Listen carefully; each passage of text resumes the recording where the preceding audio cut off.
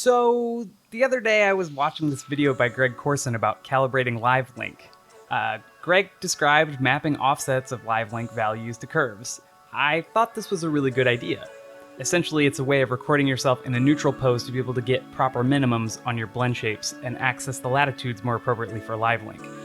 If that sounds abstract, maybe what I really mean is that it just makes your LiveLink look better. So I was really impressed with his results. I thought the video was super cool. Except there was a small problem. I, you see, am very ADHD, and I missed a key takeaway from Greg's video. When I understood the concept behind his video, I excitedly went ahead and programmed my own calibrator for LiveLink that I could use for my avatar. I don't know if you can tell, but my lips are looking just a little bit more responsive this go around, which is awesome. What's more, I created an entire tutorial on how to build that calibrator. And I completely missed something like the fact that Unreal 4.27, which shipped yesterday while I was recording this, includes built-in calibration in LiveLink. I did a little bit of digging. I'm not sure if this update affects our early access 5.0 build or the 2.6 build, but it might, and it definitely will in the future. I figured out this little error about 80% of the way through making this tutorial. I figured I might as well publish this anyways, so here's how to make a LiveLink calibrator, a feature that you will probably not need to know how to make.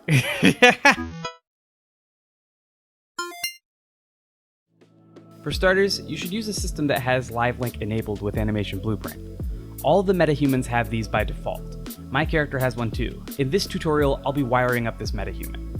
You can see right here that he has his LiveLink face node here in the animation graph and evaluate LiveLink frame here in the event graph. So let's add an event to the event graph. We're going to create a function. I'll be naming mine GoodFaceify. Let's add another evaluate LiveLink frame and connect it. We'll promote the data pin to a variable. Call it neutral boring base face.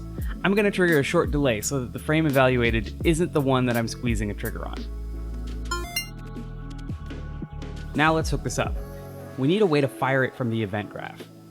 We don't have access to any blueprint interfaces in an animation blueprint, so we need to use an event dispatcher.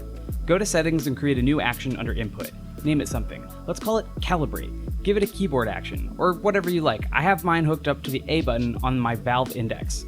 If you don't have a custom player controller, create one by adding a new version of the blueprint class and changing out the existing one in the world settings.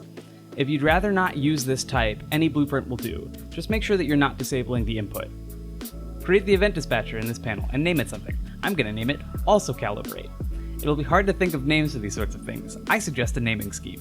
Type in the name of your action input and connect it to a call node for the event dispatcher event. Connect the trigger. At the beginning of the event graph for our animation blueprint, find the begin play node. We're going to need to get access to the blueprint with the event dispatcher. We can use one of these two nodes to do it. Grab the data pin for the object and type in the name of the event. We want to bind to that event. We now have to create yet another custom event. We're going to name this also Calibrate. Let's hook up this to our GoodFaceify. Add a print string to see if it's working. Oh look, it is. Let's go back to the anim graph. Add the modify curve node. By right-clicking it, we can add properties we want to modify.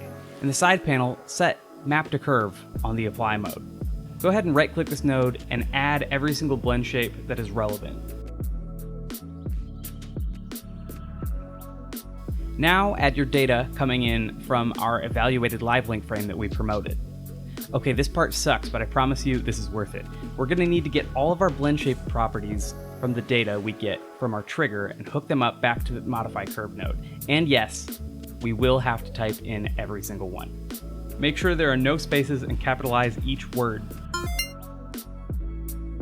Press play.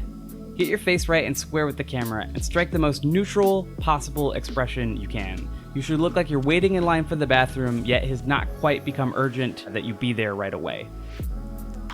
Alright, now here's me recording regularly. See, even when I'm messing up the word regularly, it looks kind of bad. And suddenly, this looks a lot better. You can see the lips close all the way, and it just looks pretty good. I'd be interested to see what the new one's gonna look like. Let's see like how good the Epic one is, but if you can't use it for whatever reason, I think this looks pretty good.